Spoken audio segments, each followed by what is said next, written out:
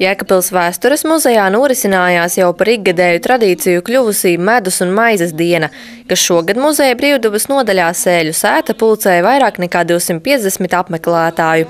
Pasākumā notika jau tradicionālā medus degustācija, un saldo kārumu varēja arī iegādāties. Šādu iespēju sniedza uzņēmēji no tuvākās apkārtnes – zemnieku saimniecība Dzilnes no Jēkabpils novada, kā arī Madonas pusē esošā saimniecība Zvirgzdiņi. Savukārt muzeja darbinieces pasākuma dalībniekus iepazīstināja ar tradicionālo medus programmu, kuras laikā tika stāstīts par pašu produktu, kā arī piedāvāts apmeklētājiem degustēt vairāku veidu medu ar dažādām piedevām, piemēram, smilcērkšķiem vai bišu māšu peru pieniņu.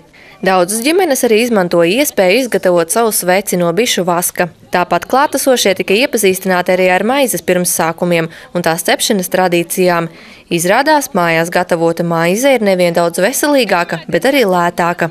Jēkabpiliešiem, kas pulcējās Sēļu sētā, bija iespēja nogaršot 5 dažādu veidu maizi, kā arī izzināt tās pagatavošanas noslēpumus.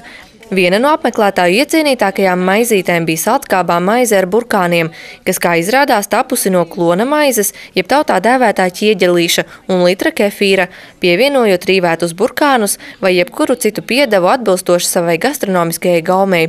Savukārt Sēlpils pagasta Cēriņu māju saimnieki degustēšanai piedāvāja mājās ceptu rudzu maizi, kas tapusi pēc teju 80 gadus vecas receptes. Klātesošos pasākumā priecēja arī Sēlpils pagasta kultūras nama vidējās paaudzes deju kolektīvs Sēļu zeme.